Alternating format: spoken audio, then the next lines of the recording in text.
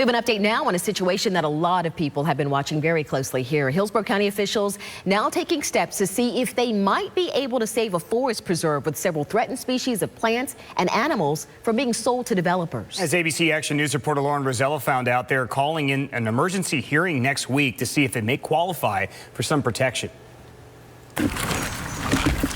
The USF Forest Preserve has remained a haven for several plants and animals for more than 3 decades. They tell us extraordinary stories. Integrative biologists like Jeannie Munger have been using it to teach classes and study animals like the endangered gopher tortoise. It is increasingly rare.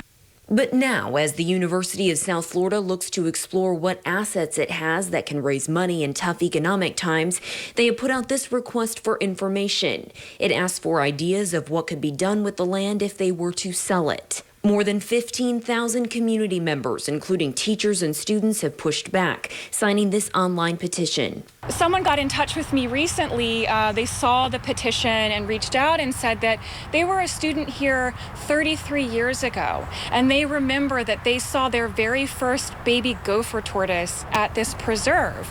Now, Hillsborough County Commissioner Kimberly Overman is working alongside members of the Environmental Lands Acquisition and Protection Program, or ELAP.